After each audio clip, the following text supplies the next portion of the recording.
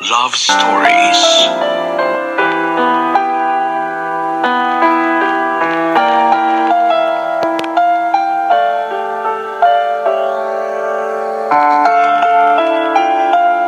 Magandang araw mga kapuso.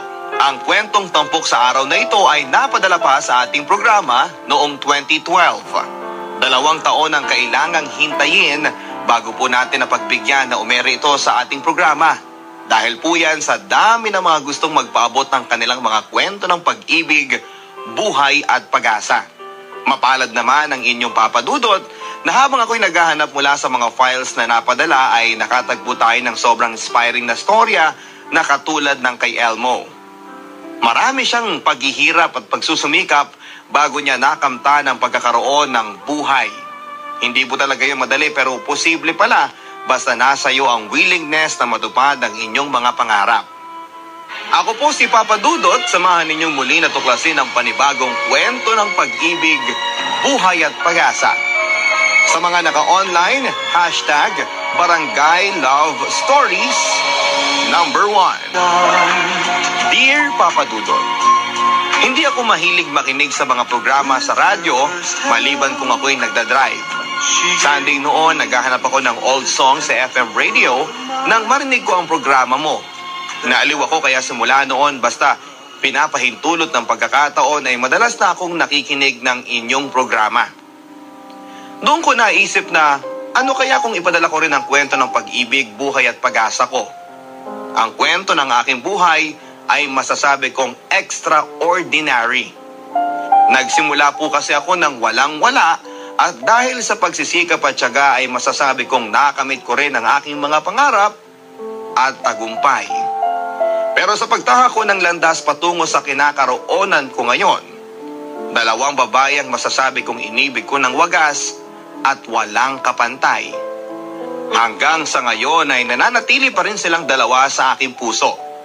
Kung bakit nagkaganoon ay siya ring katanungan na hanggang ngayon ay hindi ko pa rin maipaliwanag kahit sa aking sarili. Magandang araw Papa Dudot at sa lahat ng mga nakikinig ng inyong programa.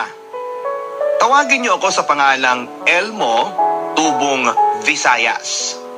Anak ako sa pagkadalaga ng aking ina na noon ay 17 years old pa lamang. Dito na sila nanirahan sa Maynila noon ng lolo ko na isang taxi driver. Naglayas at sumama sa boyfriend niya sa Ilocos sa dahilang minamaltrato siya ng kanyang stepmother. Nagsumbong siya sa lolo ko pero sa halip na damayan siya, ang aking ina ay lumalabas na pasaway pa ito. Hindi rin nagtagal ang relasyon ng aking mga magulang. Nagdadalang tao na noon ang mother ko nang mag-decide na iwanan ang aking ama matapos makatikim ng pambubugbog at mga pang-aapi, lalo na sa mga kaanak nito. Sa kalagayan ng aking ina, ang humingi ng tulong sa lolo ko ay hindi na opsyon, sapagkat lalong magiging complicated lamang ang sitwasyon. Sa kawalan ng pag-asa, naisip ng aking nanay na umuwi na lamang ng probinsya at doon ay humingi ng tulong sa kanyang pinsang babae na noon ay dalaga. Sa maikling salita Papa Dudot, isinilang ako na walang kinilalang ama matapos manganak ay nag-decide ang aking ina na magpunta sa Mindanao doon sa kanyang kapatid kung saan ay may pamilya na rin. Sa pagkakataong iyon ay labis na nag-alala ang kanyang pinsan, si Nanay Inday. Sa murang edad na 17 ay wala pang muwang sa buhay ang aking ina, walang direksyon at walang gumagabay. Ang labis na inaalala ni Nanay Inday ay ako na wala pang 1 taon mula nang ipinanganak.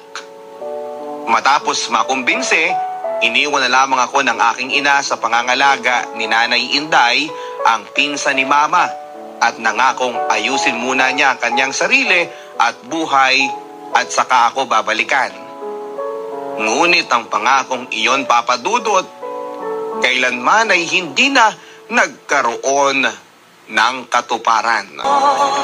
Kinupkup ako ni Nanay Inday at matapos ang 3 taon, nag-asawa na rin siya sa edad na 30. Mabait ang napangasawa niya at itinuring na rin akong parang anak. 2 ang kanilang naging supling, lalaki ang una at babae naman ang sumunod. 3 taon ang tanda ko sa unang anak nila Kaya parang ako na rin ang panganay. Ganun pa man ay iba pa rin ang tunay na mga magulang. Hindi nagagawa ni Nanay Inday na yakap-yakapin ako katulad ng ginagawa niya sa kanyang mga anak. Sa mga ganong tagpo ay nagkakaroon ako ng inggit at nangangarap na sana'y mayroon din akong tunay na nanay at tatay. Mahirap lang sina Nanay Inday. Sila mag-asawa ay parehong hindi nakapagtapos ng elementarya. Ang kanilang hanap buhay ay pagtatrabaho sa sugar plantations ng mga malalaking hasyendero sa aming lugar sa Visayas. Hindi lang basta mahirap kundi dugo at pawis ang puhunan sa kakapiranggot na kita. Sa panahong iyon ay nangangarap na rin ako. Isang simpleng pangarap, Papa Dudut, na makapagtapos ng pag-aaral. Mahango ko sa kahirapan si Nanay Inday at mahanap ang aking mga magulang. Noong nasa elementarya ako'y consistent honor pupil naman ako. Hindi man lagi nangunguna, at least ay hindi nawawala ng medalya tuwing magtatapos ang school year. Marami nagsasabing matalino ako pero hindi ko inaari na ganun ako. Masipag at masigasig lang talaga ako. Nakadagdag pa na lagi akong ipinagmamalaki ni Nanay Inday at ng kanyang asawa sa kahit na kanino. Kanino pa ba magmamanay ang batang yan, kumare? Kundi sa akin. Hindi ba, anak? Sino ang nagtuturo sa'yo ng mga assignments at lessons mo? Hindi ba't si Nanay Inday mo? Nagmamalaking sabi minsan ni Nanay Inday sa mga kaibigan nito sa aming barangay matapos na muli itong magsabit sa akin ng medalya sa aking pagtatapos. Mabuti ang ganong pakiramdam, Papa Dudut. Pero madalas ay kinukumpara kami ng kanyang anak na lalaki kapag pinapagalitan dahil mababa ang grades nito. Nakakataba ng puso ang mga papuri. Nakakatulong ito para lalong mag-boost ang aking moral, pero nakakalungkot na kailangan pang ikumpara sa akin ang anak nila upang ito ay magsumikap din. Ang hindi nila alam ay nakakasama ito sa moral naman ng kanilang anak. Masama ang magkumpara lalo na sa mga bata. Hindi ito nakakatulong, bagkus ay nagkakaroon ito ng negatibong epekto sa murang isipan ng mga bata. Salutatorya ng nakuha kong honor sa pagtatapos ng elementarya. Pero dahil sa problemang pinansyal, nakikita ko na, Papa Dudut, na malabong makapagtapos man lang ako ng high school. Sa bayan pa ang high school at kailangan pa ng boarding house at sa layo ng aming lugar ay imposible ang uwian. Sa gulang na 13, sa murang isipan ay maaga kong naranasan ng hagupit ng magiging mahirap. Kahit patpatin ang katawan ay napasabak ako sa pagiging kargador ng tubo o sugar cane. Mahirap na trabaho. Napakainit at ang lakas ng katawan ng puhunan.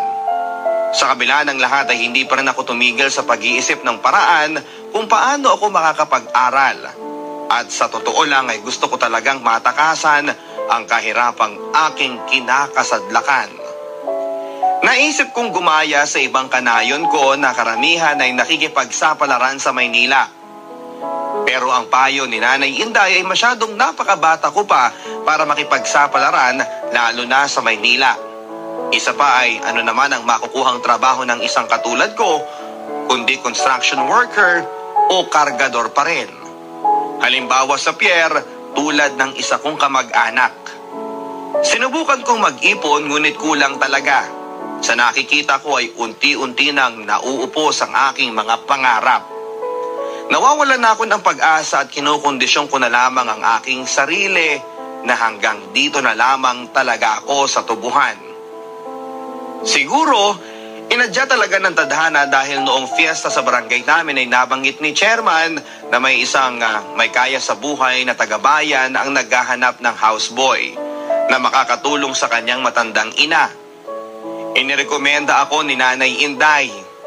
At sa patotoo ni barangay chairman na mabait at matalino akong bata ay hindi nag-atubili na tanggapin ako ni Manong Ando. Simple lang ang trabaho ko sa malaking bahay. Dahil medyo mabagal kumilos ang matandang ina ni Manong Ando, ay ginawa akong utos-utosan ng kahit na anong bagay sa loob at labas ng bahay. Kapag natapos na ang anumang ipinapagawa sa akin, tambay lang ako at naghihintay. Madaling trabaho ngunit nakakabagot, lalo na sa katulad kong nagbibinata na.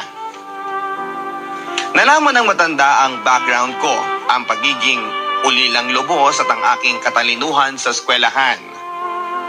Nangihinayang siya na ang isang katulad ko ay hindi nabigyan ng pagkakataon na makapag-aral.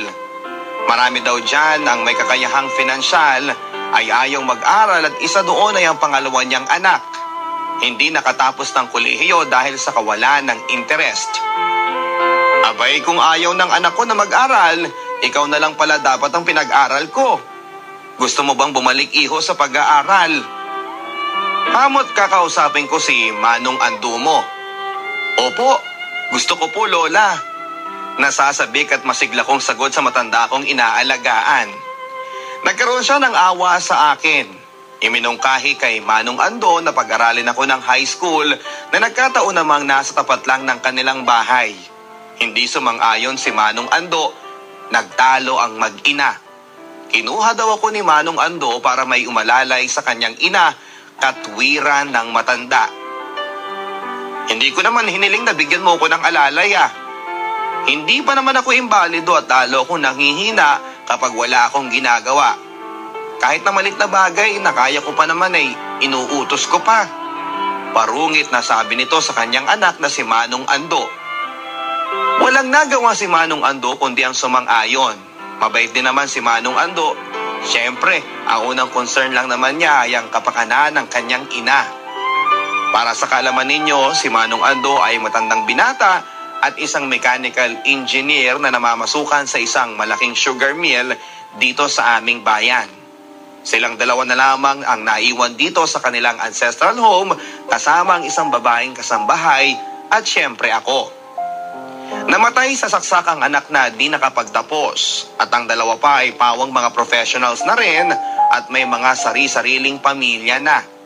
Pinag-enroll ako ni Manong Ando at ang setup namin ay gigising ako ng maaga at gagawin ang dapat gawin at umuwi kaagad kapag wala ng klase. Masayang masaya ako, Papa Dudut. Sobra! Ipinangako ko sa mag-ina na gagawin ko ang aking buong makakaya. Masuklian ko lang ang kanilang kabaitan. Dahil salutatorian ako noong mag-graduate ng elementarya, napabilang ako sa Section 1 na binubuo ng mga honor pupils galing sa iba't ibang elementary school na nasasakupan ng aming bayan. 15 years old na ako noon nang mag-high school. Mas matanda ako ng 2 taon sa mga classmates ko dahil 2 taon din akong tumigil. Unang araw ng school, isa-isa kaming pinatayo sa unahan para magpakilala sa aming mga kaskwela. Pagkatapos naming magpakilala sa isa't isa ay nagsimula ng magsalita ang aming advisor. Napalingon siya sa pinto. Napalingon din kaming lahat. Isang girl ang pumasok. "O Annie, before taking your seat, please introduce yourself to your new classmates." Ang bungad sa kanya ng aming teacher. Habang nagsasalita si Annie sa aming unahan ay napatitig ako sa kanya nang walang kakurap-kurap. Hindi ko maipaliwanag, Papa Dudut, pero pakiramdam ko ay biglang nagkaroon ng kulay ang aking daigdig sa unang pagkakataon. Tinamaan kaagad ako kay Annie. Simple lang ang ganda ni Annie. Sweet na hindi nakakasawang tignan. Medyo chubby nga lang. Typical sa isang 13-year-old. Pero pang baby fat, sabi nila. Pero ang tingin ko sa kanya ay isang diwata. Kahalintulad ng mga nababasa ko sa mga folklore stories. Sa unang araw ng school ay nakita ko ang unang babaeng gumising sa aking puso sa kamalayan na tinatawag na pag-ibig. Sa una ring pagkakataon ay nahayag ang isang matinding kahinaan ng aking pagkatao. Ang lakas ng aking inferiority complex, Papa Dudut. Ikinakahiya ko ang lahat-lahat sa akin. Ang estado ko sa buhay, ang pagiging houseboy ko. Karamihan sa mga classmates ko ay mga may kaya sa buhay. Napag-alaman ko rin na si Annie ay galing sa isang exclusive school for girls at valedictorian siya doon. Galing din siya sa pamilya ng maimpluwensyang political clan sa aming bayan na prominente, both in local and national level. In fact, ang sitting mayor noon ay kapatid ng kanyang ama. Nanlumo ako, Papa Dudut. Nanliliit sa sarili. Dahil sa aking pagiging mahiyain, hindi ako naging palakaibigan. Pagkatapos ng klase, diretso na ako sa pag-uwi. Nakakatulong din naman ang kahinaan kong iyon dahil inabala ko na lamang ang aking sarili sa pag-aaral. At nagbunga naman dahil halos lahat ng subjects ay nanguna ang pangalan ko sa bulletin board.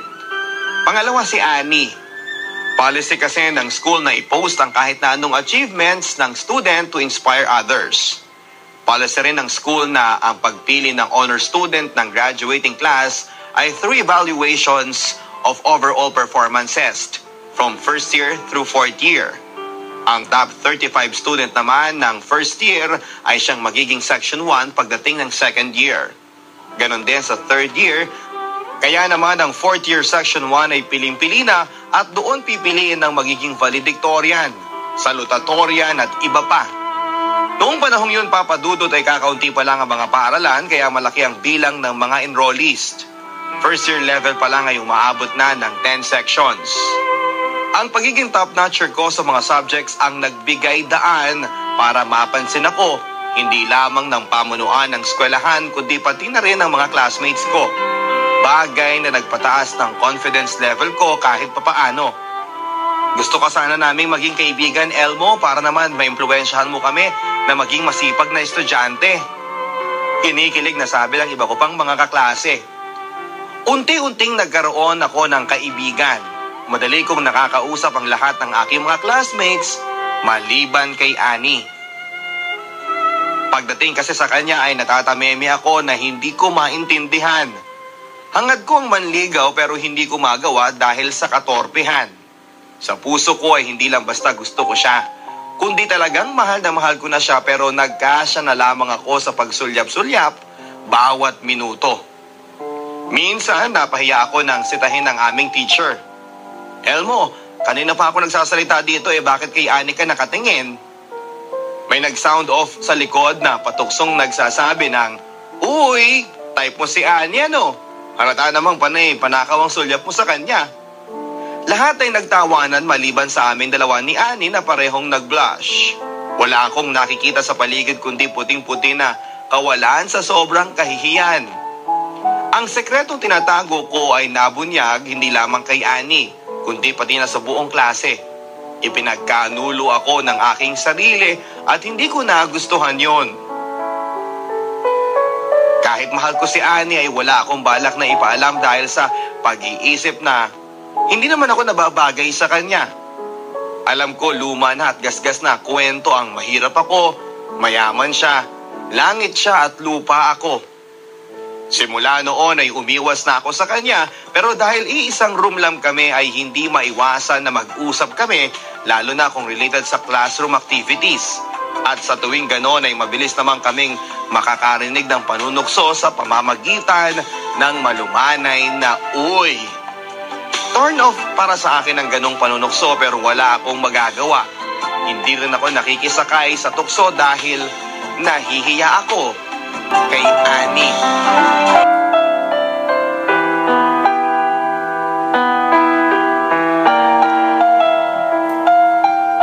Papa Dudut, 5 kami sa classroom na nag-aagawan sa pinakamataas na grades, kabilang na ang bading na si Bonnie, short for Bonifacio na kanyang apelyido.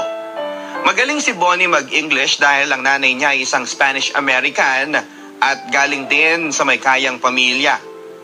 Pero hindi may pagkakailan na ang rivalry ay sa pagitan namin dalawa ni Annie kung sa mga subjects at grades lang ang pag-uusapan. Nagtapos kami ng first year at ang nakakuha ng most outstanding freshman ay si Annie.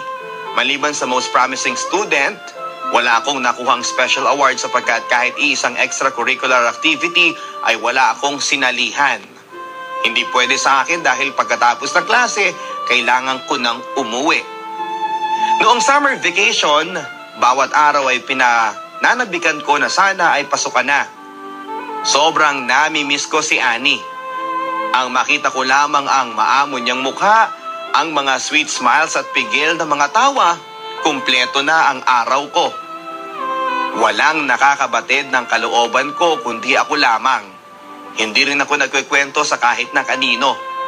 Nang malapit na ang pasukan ay nagkaroon ako ng malaking agam-agam. Na-stroke ang amo kong babae, dead on arrival. Ang unang katanungan na pumasok sa isipan ko ay paano na ang pag-aaral ko?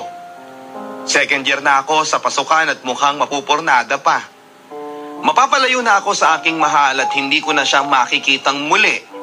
Pabuti at mabait si Manong Ando, pinauwi niya ang babaeng kasambahay at ako na lang daw ang tumao sa ancestral home dahil madalas namang wala siya. Ang maganda, itutuloy ko raw ang pag-aaral basta bantayan at panatilihing malinis at maayos lagi ang bahay. Ang ibig sabihin ay papasok ako ng second year, hawak ko na ang aking oras.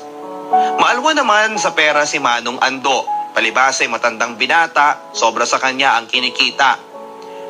Magkasing laki kami, kaya ang mga pinag-ayawan niyang mga damit na sa tingin ko ay hindi masyadong nagagamit at magaganda pa ay ibinibigay niya sa akin.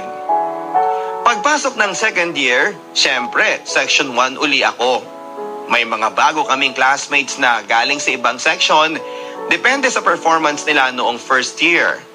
Nakakasali na ako sa mga halos lahat na pwede kong salihang extra-curricular activities. Pati nga sa track and field ay kasali ako. Talunan nga lang. Dahil dito ay nagumigting ang rivalry namin ni Annie. Naging class president namin siya at ako ang vice. Natuwa ako dahil anumang activity ang gagawin namin, lagi kaming magkasama. Kilala si Annie hindi lamang sa mga estudyante, kundi lalo na sa mga pamunuan ng eskwelahan. Kilalang mga tao ang pamilya at halos lahat ng building sa school, pamilya niya ang donor. Kaya hindi maiiwasan na may special treatment siya sa mga faculty members and officers. As a person, si Annie ay napakabait. Walang kieme, hindi maarte. Dito rin lalo kaming itinutokso sa isa't isa. Pati mga teachers ay nakisali na rin. Nakisakay si Annie sa mga biro pero ako, hindi. Naging parang celebrity kami. Akala ng marami ay mag-on talaga kami. Palibhasa ay kilalang-kilalang pamilya, pati sa baryo namin ay kumalat na rin ang balita na girlfriend ko na si Annie. At sa tuwing may magtatanong, ngiti lang ang kasagutan ko. Proud ako pero sa kabila noon ay nalulungkot din dahil ang lahat ay walang katotohanan.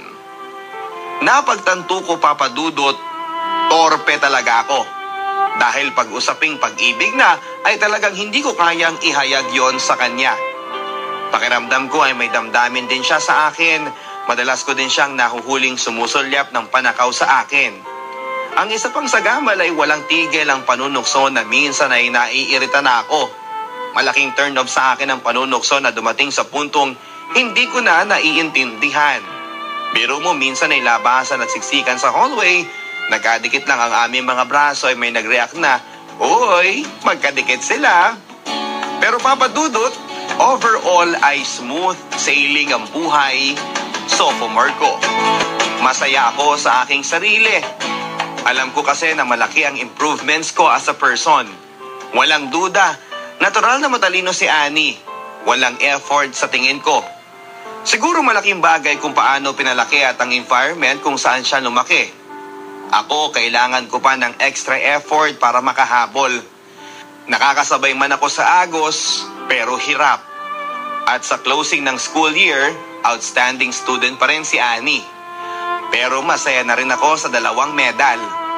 Na-dethrone ko pa nga ang mayabang na si Bonnie sa Leadership Award. Nakuha niya ang special award na Best Debater sa pagkakapanalo niya sa debate sa buong Western Visayas. Magaling siya plus ang fluency niya sa English language. Dapat kasali ako sa grupo pero hindi ako pinayagan ni Manong Ando dahil mawawala ako ng 4 na araw. Walang tatao sa bahay. Noong junior year, binawasan ko na ang extracurricular activities. Pinapatakbo nila ako sa student council as vice president. Sa student council kasi, ang president ay kailangan ay senior student at ang vice president naman ay junior student. Tumanggi ako papadudot dahil ang target ko ay junior officer sa CAT, short for Citizens Army Training. Malaki kasi ang chance na maging Corp Commander pagdating ko ng 4th year kung ngayon pa lang ay officer na ako. Dito sa 3rd year ay may tinatawag silang selective subjects. Pinapapili ang mga students kung ano ang gusto nila. May carpentry, electricity, music and arts at marami pang iba na parang hands-on training at marami kang matututunan. Nalaman ko na pinili ni Annie ang arts and music, kaya yon rin ang pinili ko. Sa pagkakataong ito ay nahati ang Section 1 sa 2 grupo. Ang grupo ko at ang isa ay sa pamumuno naman ni Annie.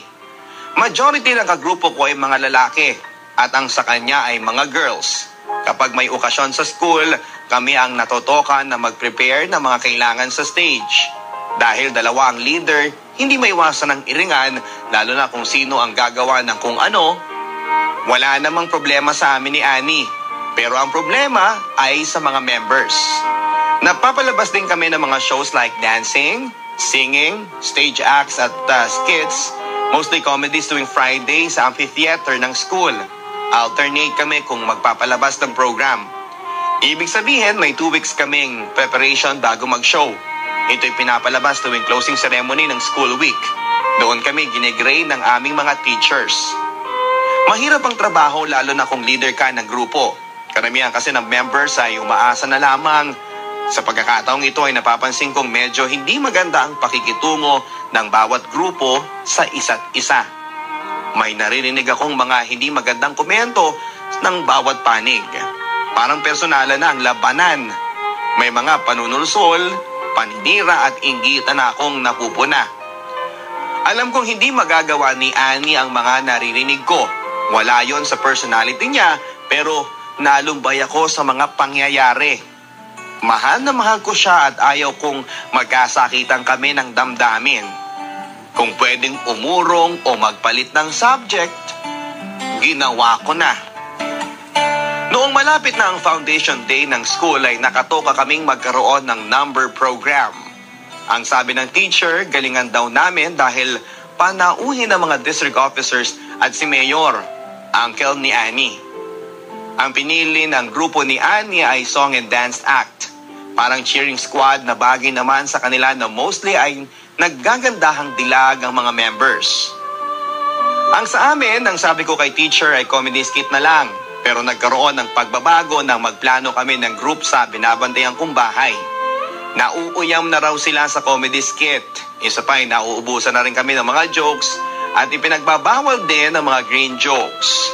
Napagkasunduan namin na gumawa ng heavy drama para maiba naman.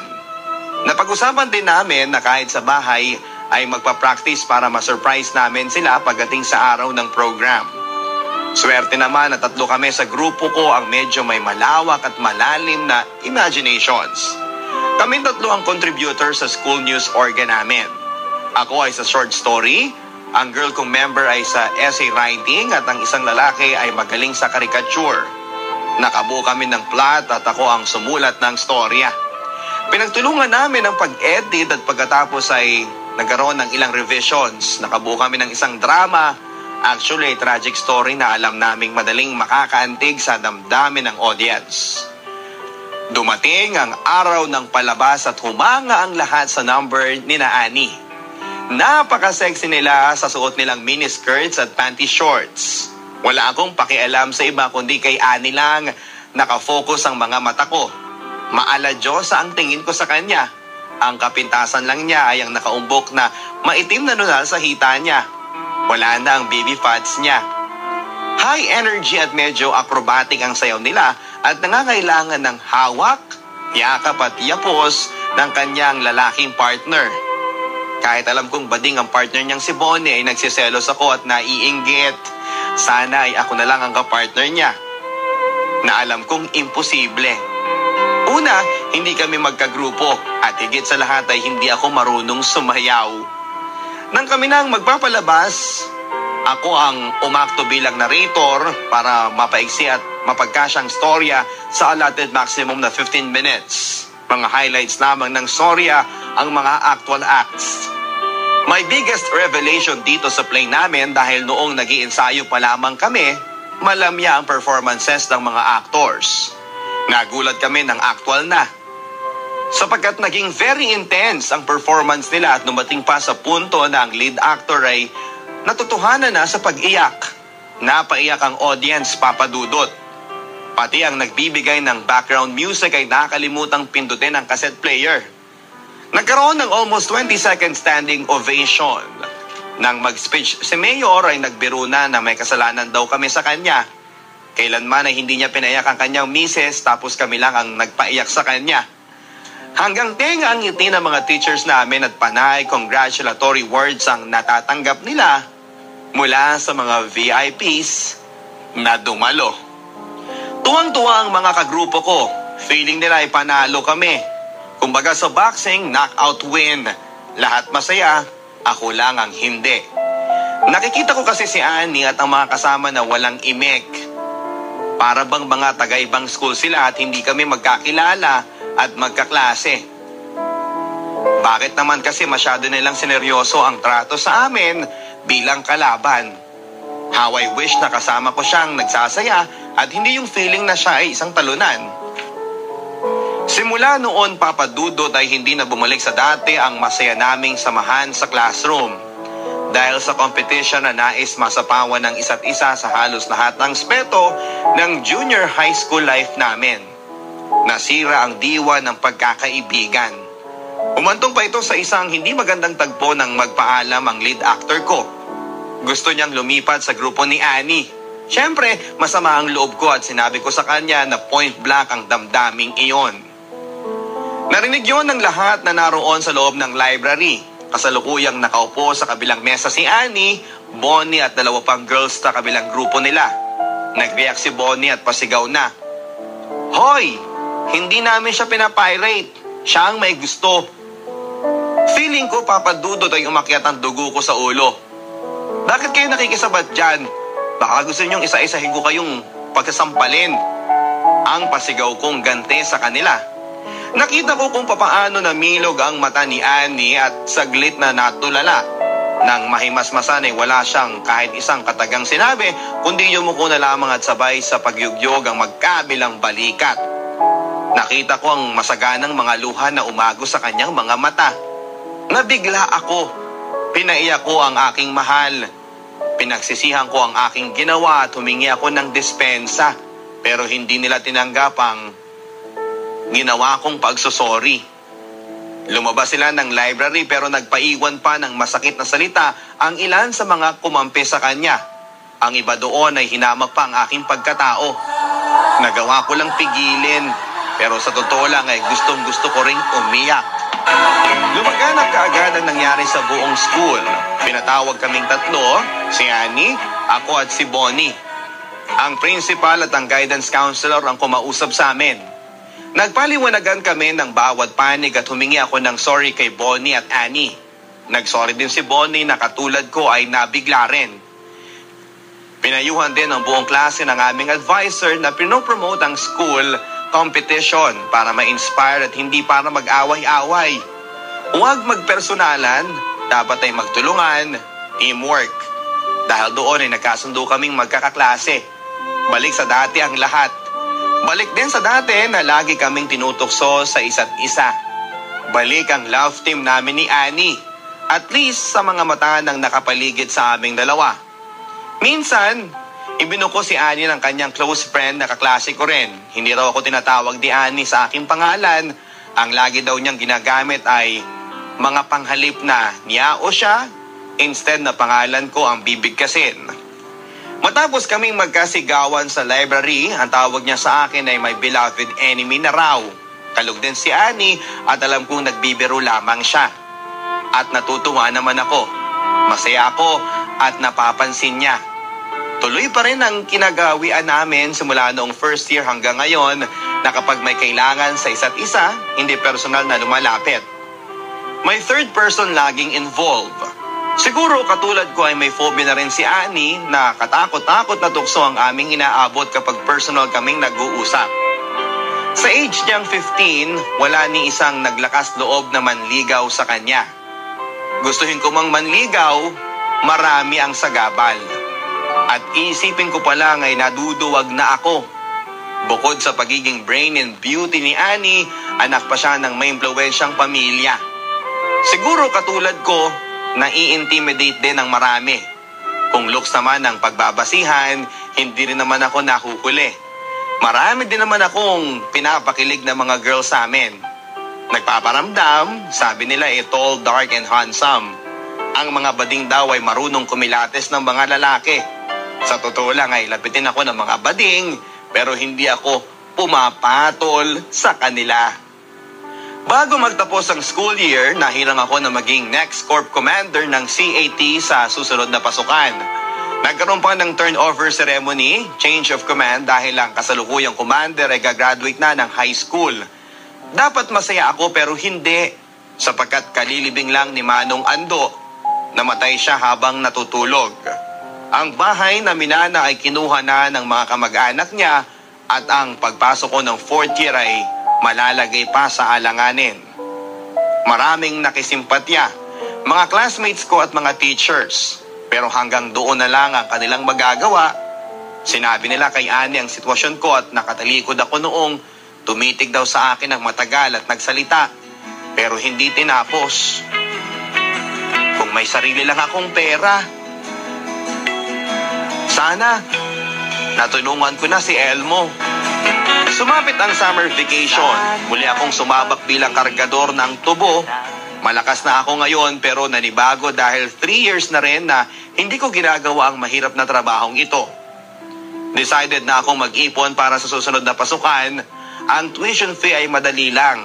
Ang mabigat ay ang pang-araw-araw na gastusin at boarding house. Nangako naman si Nanay Inday na susuportahan niya ako. Total ay 1 taon na lang daw at makakapagtapos na ako kahit high school. Ang dalawa kong pinsan ay tumigil na rin naman pagka-graduate ng grade 6. Buwan ng Mayo, ang fiesta sa amin at ang alaga naming baboy na sana ikakatayin para sa handa ay ibinenta na lamang para sa pasukan.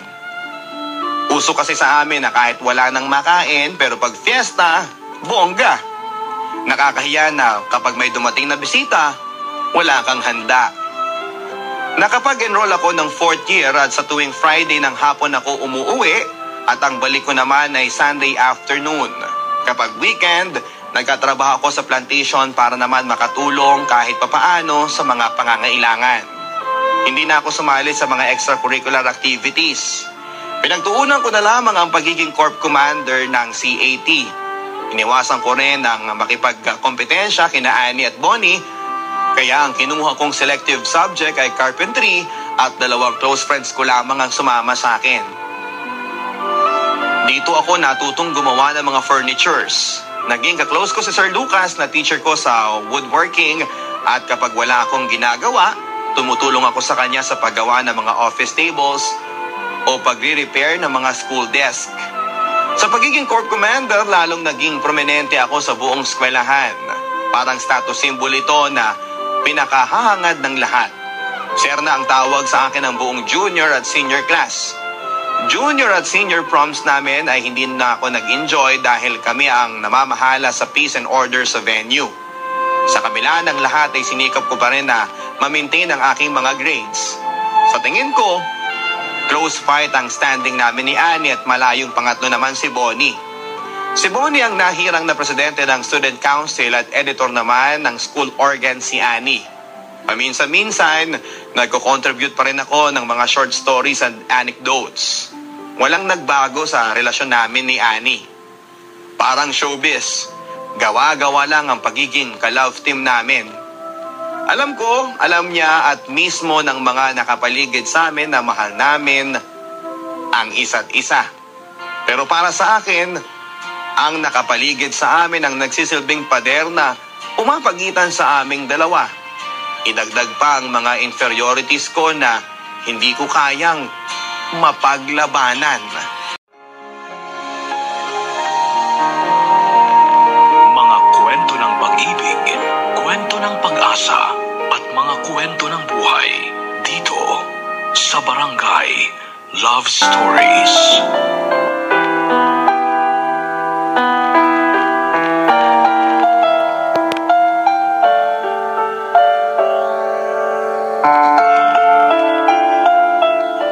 araw mga kapuso.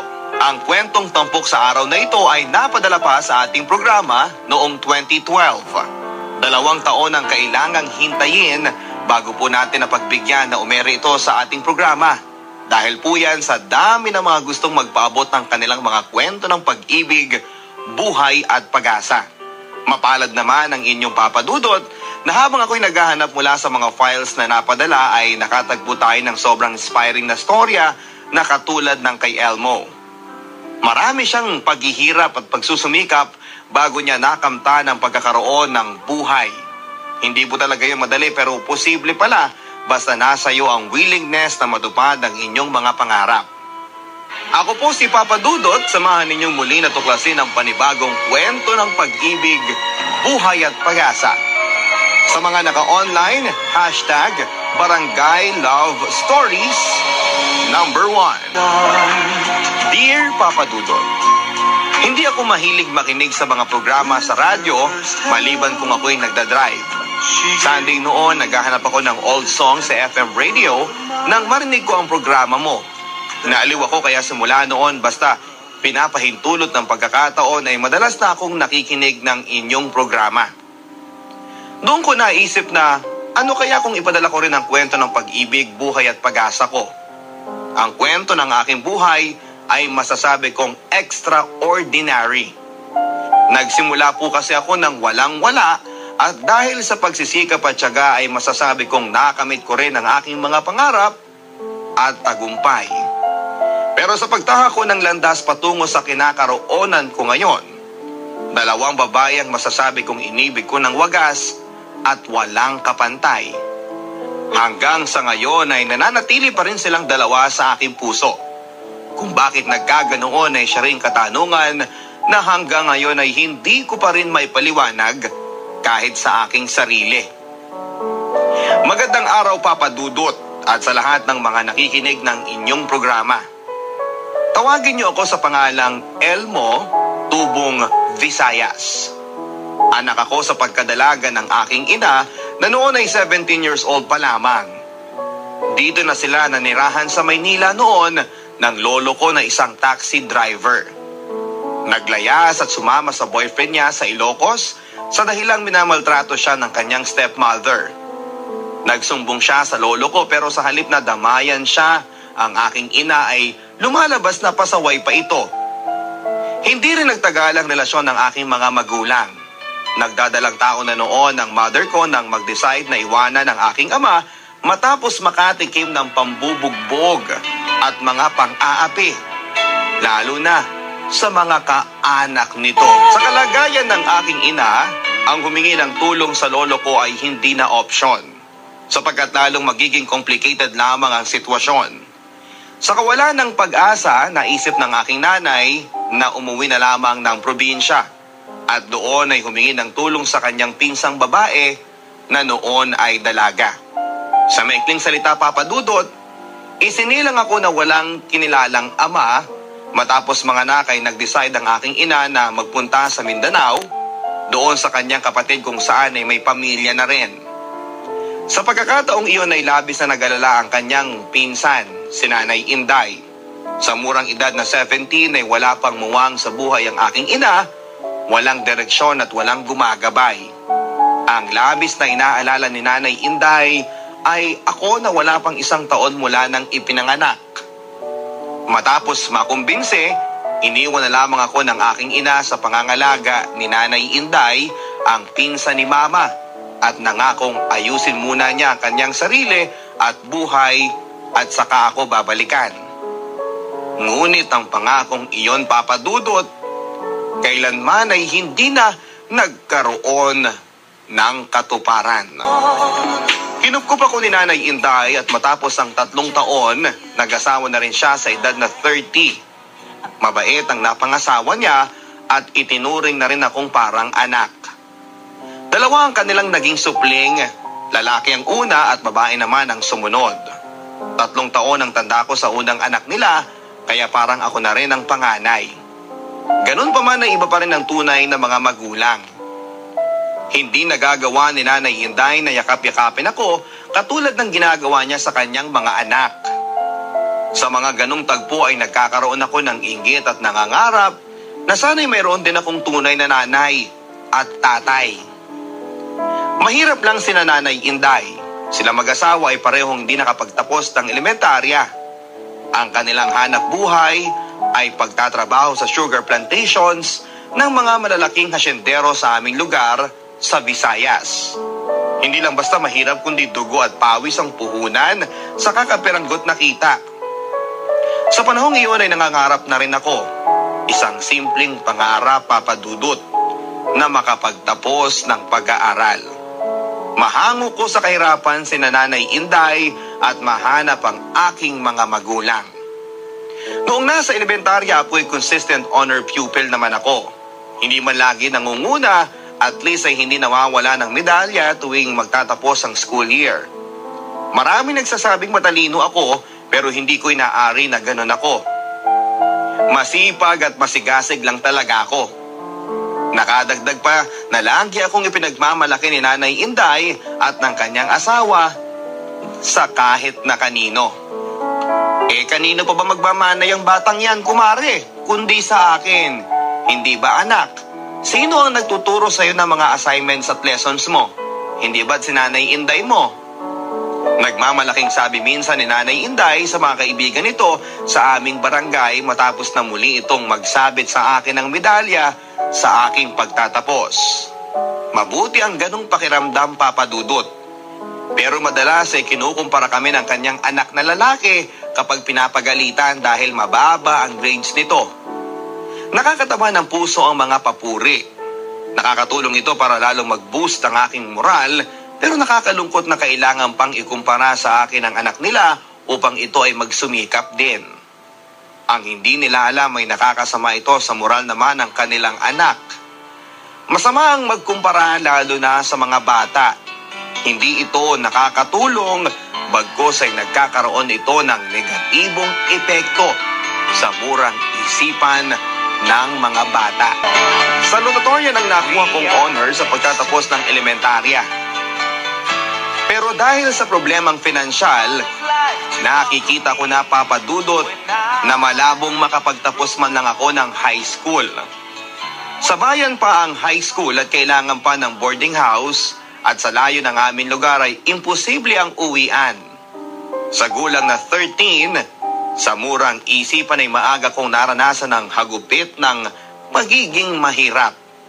Kahit patpatin ang katawan ay napasabak ako sa pagiging kargador ng tubo o sugar cane. Mahirap na trabaho. Napakainit at ang lakas ng katawan ng puhunan.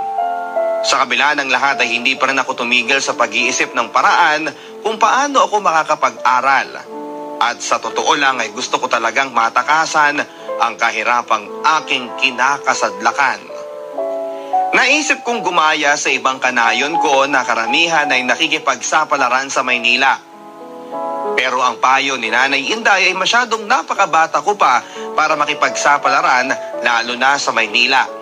Isa pa ay ano naman ang makukuhang trabaho ng isang katulad ko, kundi construction worker o kargador pa rin. Halimbawa sa pier, tulad ng isa kong kamag-anak. Sinubukan kong mag-ipon ngunit kulang talaga. Sa nakikita ko ay unti-unti nang nauupos ang aking mga pangarap. Nawawalan na ako ng pag-asa at kinukondisyon ko na lamang ang aking sarili na hanggang dito na lamang talaga ako sa tubuhan.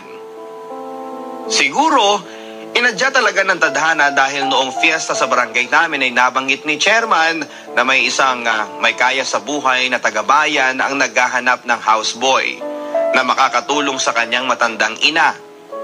Inirekomenda ako ni Nanay Inday. At sa patotoo ni barangay chairman na mabait at matalino akong bata ay hindi nag-atubili na tanggapin ako ni Manong Ando. Simple lang ang trabaho ko sa malaking bahay. Dahil medyo mabagal kumilos ang matandang ina ni Manong Ando, ay ginawa akong utos-utosan ng kahit na anong bagay sa loob at labas ng bahay. Kapag natapos na ang anumang ipinapagawa sa akin, tambay lang ako at naghihintay. Madaling trabaho ngunit nakakabagot, lalo na sa katulad kong nagbibinata na. Nalaman ng matanda ang background ko, ang pagiging ulilang lubos at ang aking katalinuhan sa eskwelahan. Nangihinayang siya na ang isang katulad ko ay hindi nabigyan ng pagkakataon na makapag-aral. Marami daw dyan ang may kakayahang pinansyal ay ayaw mag-aral at isa doon ay ang pangalawa niyang anak. Hindi nakatapos ng kolehiyo dahil sa kawalan ng interest. Abay, kung ayaw ng anak ko na mag-aral, ikaw na lang pala dapat ang pinag-aral ko. Gusto mo bang bumalik iho sa pag-aaral? Hamot kakausapin ko si Manong Ando mo. Opo, gusto ko po lola. Nasasabik at masigla kong sagot sa matanda kong inaalagaan. Nagkaroon siya ng awa sa akin. Iminungkahi kay Manong Ando na pag-aralin ako ng high school na nagkataon namang nasa tapat lang ng kanilang bahay. Hindi sumang-ayon si Manong Ando, nagtalo ang mag-ina. Kinuha daw ako ni Manong Ando para may umalalay sa kanyang ina, katwiran ng matanda. Hindi ko naman hiniling na bigyan mo ko ng alalay Hindi pa naman ako imbalido at talo akong nanghihina kapag wala akong ginagawa. Kahit na malit na bagay, nakaya ko pa naman inuutos ko pa. Parungit na sabi nito sa kanyang anak na si Manong Ando. Walang nagawa si Manong Ando kundi ang sumang-ayon.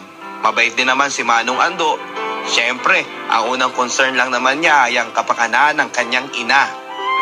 Para sa kaalaman ninyo, si Manong Ando ay matandang binata at isang mechanical engineer na namamasukan sa isang malaking sugar mill dito sa aming bayan. Silang dalawa na lamang ang naiwan dito sa kanilang ancestral home kasama ang isang babaeng kasambahay at siyempre ako. Namatay sa saksak ang anak na di nakapagtapos at ang dalawa pa ay pawang mga professionals na rin at may mga sari-sariling pamilya na.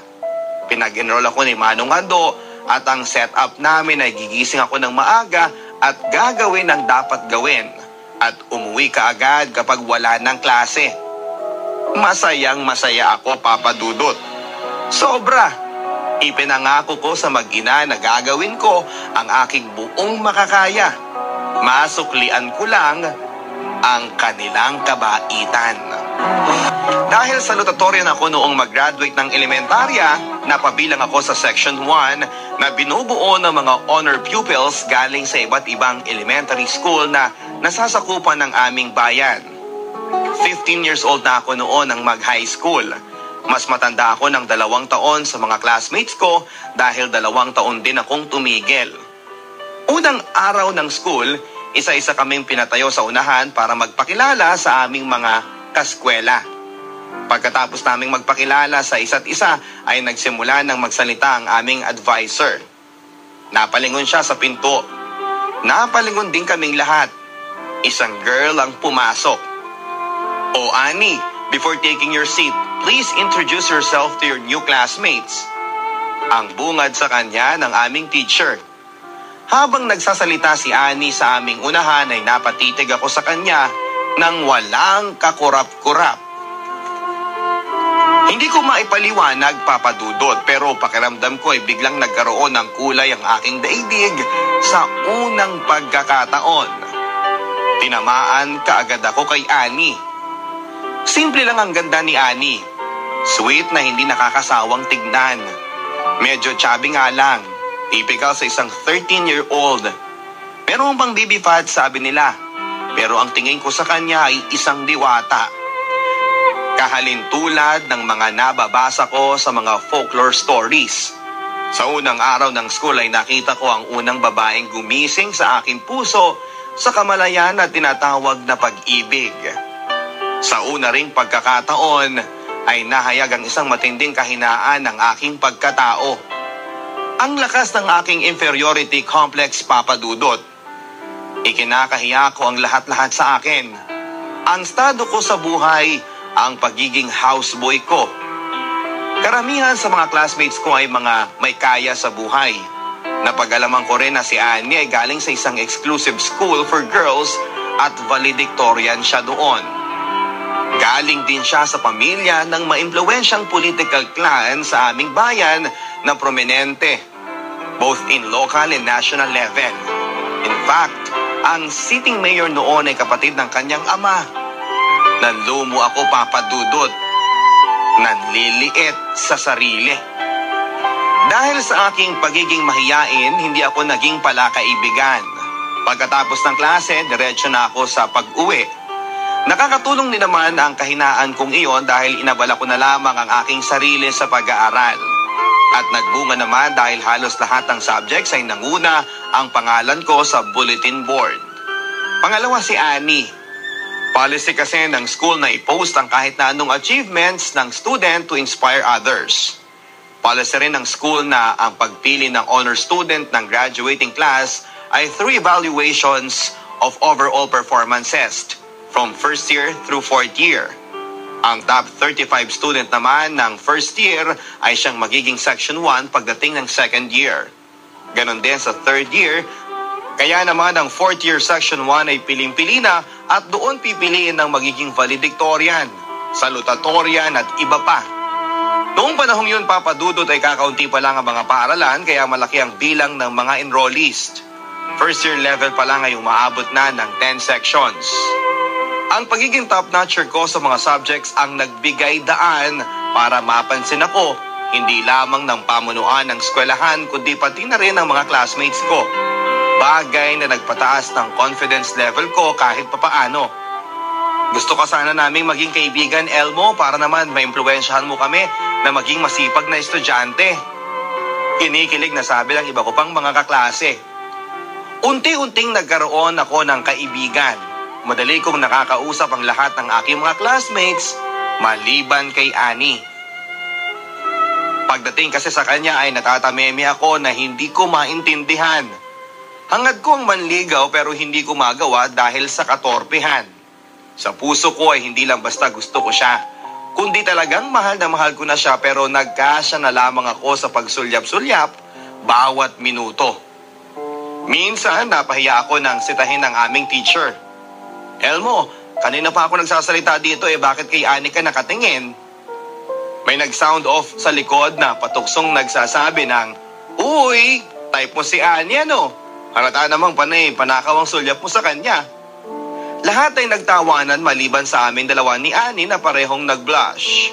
Wala akong nakikita sa paligid kundi puting-puti na kawalan sa sobrang kahihiyan. Ang sekretong tinatago ko ay nabunyag hindi lamang kay Annie, kundi pati na sa buong klase. Ipinagkanulo ako ng aking sarili at hindi ko nagustuhan yon. Kahit mahal ko si Annie ay wala akong balak na ipaalam dahil sa pag-iisip na hindi naman ako nababagay sa kanya. Alam ko luma na at gasgas na kwento ang mahirap ako, mayaman siya, langit siya at lupa ako. Simula noon ay umiwas na ako sa kanya pero dahil iisang room lang kami ay hindi maiwasan na mag-usap kami lalo na kung related sa classroom activities. At sa tuwing ganon ay mabilis naman kaming makakarinig ng panunukso sa pamamagitan ng malumanay na uy. Turn off para sa akin ang ganong panunukso pero wala akong magagawa. Hindi rin ako nakikisakay sa tukso dahil nahihiya ako kay Annie.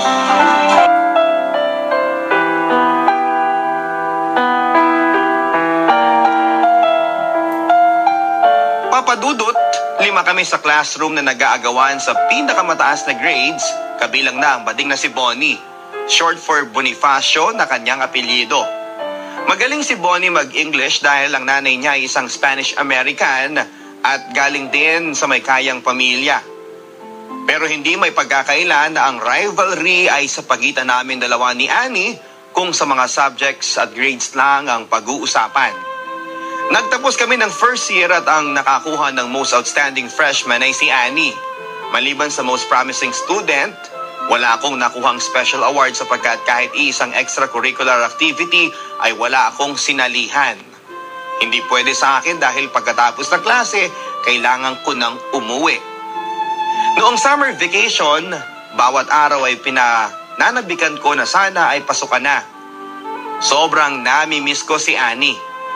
Ang makita ko lamang ang maamon niyang mukha, ang mga sweet smiles at pigil na mga tawa, kumpleto na ang araw ko. Walang nakakabatid ng kalooban ko kundi ako lamang. Hindi rin ako nagkikwento sa kahit na kanino. Nang malapit na ang pasukan ay nagkaroon ako ng malaking agam-agam. Na-stroke ang amo kong babae, dead on arrival. Ang unang katanungan na pumasok sa isipan ko ay paano na ang pag-aaral ko? Second year na ako sa pasukan at mukhang mapupurnada pa. Mapapalayo na ako sa aking mahal at hindi ko na siyang makikitang muli. Mabuti at mabait si Manong Ando, pinauwi niya ang babaeng kasambahay at ako na lang daw ang tumao sa ancestral home dahil madalas namang wala siya. Ang maganda, itutuloy ko raw ang pag-aaral basta bantayan at panatilihing malinis at maayos lagi ang bahay. Ang ibig sabihin ay papasok ako ng second year, hawak ko na ang aking oras. Maalwa naman sa pera si Manong Ando, palibas ay matandang binata, sobra sa kanya ang kinikita. Magkasing laki kami, kaya ang mga pinag-ayawan niyang mga damit na sa tingin ko ay hindi masyadong nagagamit at magaganda pa ay ibinibigay niya sa akin. Pagpasok ng second year, syempre, section 1 uli ako. May mga bago kaming classmates na galing sa ibang section, depende sa performance nila noong first year. Nakakasali na ako sa mga halos lahat na pwede kong salihang extra-curricular activities. Pati nga sa track and field ay kasali ako. Talunan nga lang. Dahil dito ay nagumigting ang rivalry namin ni Annie. Naging class president namin siya at ako ang vice. Natuwa ako dahil anumang activity ang gagawin namin, lagi kaming magkasama. Kilala si Annie hindi lamang sa mga estudyante, kundi lalo na sa mga pamunuan ng eskwelahan. Kilalang mga tao ang pamilya at halos lahat ng building sa school, pamilya niya ang donor. Kaya hindi maiiwasan na may special treatment siya sa mga faculty members and officers. As a person, si Annie ay napakabait. Walang kieme, hindi maarte. Dito rin lalo kaming itinutokso sa isa't isa. Pati mga teachers ay nakisali na rin. Nakisakay si Annie sa mga biro pero ako, hindi. Naging parang celebrity kami. Akala ng marami ay mag-on talaga kami. Palibhasa ay kilalang-kilalang pamilya, pati sa baryo namin ay kumalat na rin ang balita na girlfriend ko na si Annie.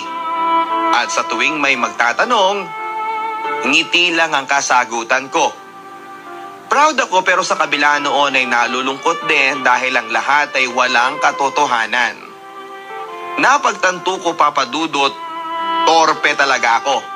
Dahil pag-usaping pag-ibig na ay talagang hindi ko kayang ihayag yon sa kanya. Pakiramdam ko ay may damdamin din siya sa akin. Madalas ko din siyang nahuhuling sumusulyap ng panakaw sa akin. Ang isa pang sagamal ay walang tigil ang panunukso na minsan ay naiirita na ako. Malaking turn off sa akin ang panunukso na dumating sa puntong hindi ko na naiintindihan. Biro mo minsan ay labasan at siksikan sa hallway, nagkadikit lang ang aming mga braso ay may nag-react na, "Uy, magkadikit sila." Pero Papa Dudut, overall ay smooth sailing ang buhay, sophomore ko. Masaya ako sa aking sarili. Alam ko kasi na malaki ang improvements ko as a person. Walang duda, natural na matalino si Annie. Walang effort sa tingin ko. Siguro malaking bagay kung paano pinalaki at ang environment kung saan siya lumaki. Ako, kailangan ko pa ng extra effort para makahabol. Nakakasabay man ako sa agos, pero hirap. At sa closing ng school year, outstanding student pa rin si Annie. Pero masaya na rin ako sa 2 medal. Na-dethrone ko pa nga ang mayabang na si Bonnie sa Leadership Award. Nakuha niya ang special award na Best Debater sa pagkakapanalo niya sa debate sa buong Western Visayas. Magaling siya plus ang fluency niya sa English language. Dapat kasali ako sa grupo pero hindi ako pinayagan ni Manong Ando dahil mawawala ako ng 4 na araw. Walang tatao sa bahay. Noong junior year, binawasan ko na ang extracurricular activities. Pinapatakbo nila ako sa student council as vice president. Sa student council kasi ang president ay kailangan ay senior student at ang vice president naman ay junior student. Tumanggi ako, Papa Dudut, dahil ang target ko ay junior officer sa CAT, short for Citizens Army Training. Malaki kasi ang chance na maging corp commander pagdating ko ng 4th year kung ngayon pa lang ay officer na ako. Dito sa third year ay may tinatawag silang selective subjects. Pinapapili ang mga students kung ano ang gusto nila. May carpentry, electricity, music and arts at marami pang iba na parang hands-on training at marami kang matututunan. Nalaman ko na pinili ni Annie ang arts and music, kaya yon rin ang pinili ko. Sa pagkakataong ito ay nahati ang Section 1 sa dalawang grupo. Ang